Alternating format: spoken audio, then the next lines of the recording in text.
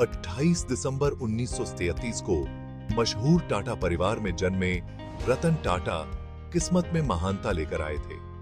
उनका बचपन आराम और मेहनत और ईमानदारी के मूल्यों से भरा था। छोटी उम्र से ही रतन जी टेक्नोलॉजी में बहुत दिलचस्पी रखते थे और भारत की तरक्की में योगदान देना चाहते थे। मुंबई में पले बढ़े, उन्होंने आजादी के बाद के भारत की चुनौतियों और अवसरों को देखा।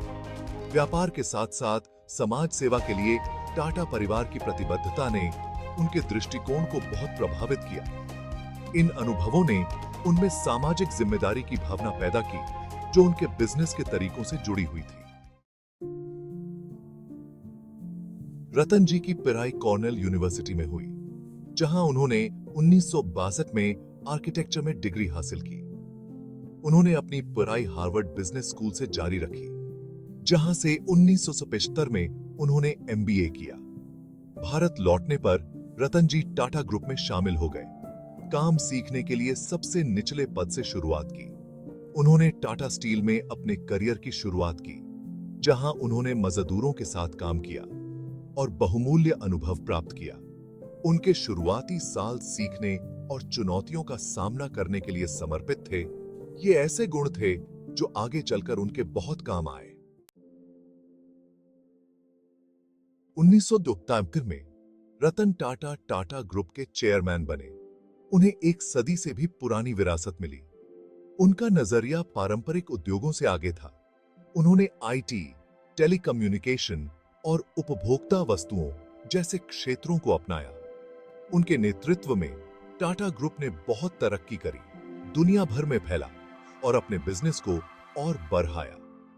उनकी कुछ बड़ी उपलब्धियों में टेटले टी का अधिग्रहण और टाटा नैनो की शुरुआत शामिल है, जिसका उद्देश्य सस्ती परिवहन सुविधा प्रदान करना था। उनका कार्यकाल रणनीतिक अधिग्रहण और साहसिक पहल से भरा रहा, जिसने टाटा ग्रुप को दुनिया के सामने ला खड़ा किया। रतन टाटा की विरासत बिजनेस से कहीं आगे तक फैली हुई है। वे समाज सेवा के लिए अपनी प्रतिबद्धता के लिए जाने जाते हैं। उनके मार्गदर्शन में टाटा ट्रस्ट ने अपनी पहुंच का विस्तार किया। गरीबी, स्वास्थ्य सेवा, शिक्षा और आपदा राहत जैसे मुद्दों पर ध्यान केंद्रित किया।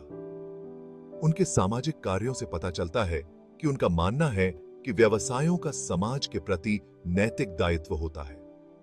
उनका कहना है कि असली सफलता केवल मुनाफे में नहीं, बल्कि दुनिया पर सकारात्मक प्रभाव डालने में है।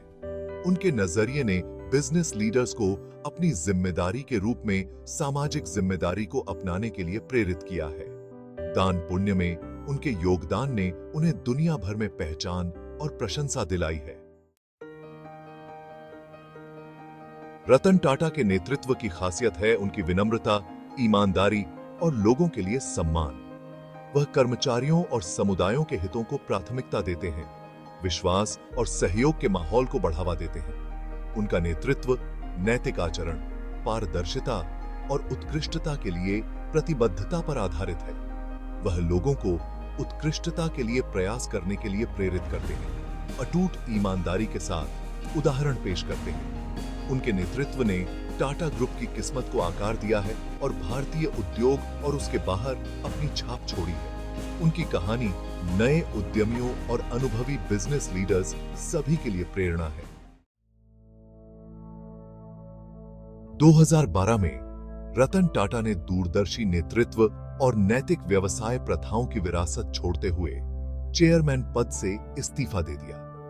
उनके उत्तराधिकारी साइरस मिस्त्री को यह पदभार आसानी से सौंपा गया, जिससे समूह की दीर्घकालिक स्थिरता सुनिश्चित हुई। सेवानिवृत्ति में भी रतन टाटा एक सम्मानित व्यक्ति बने हुए हैं, जो सक्रिय रूप से युवा उद्यमियों को सलाह देते हैं और सामाजिक कार्यों का समर्थन करते हैं। उनकी विरासत एक मिसाल के रूप में कार्य करती है, जो हमें याद दिलाती है कि सच्ची सफलता व्यावसायिक कौशल और करुणा के बीच संतुलन बनाने में है। रतन टाटा का जीवन और कार्य लाखों लोगों को प्रेरित करता रहता है, जो नैतिक नेतृत्व की परिवर्तनकारी शक्ति को दर्शाता है।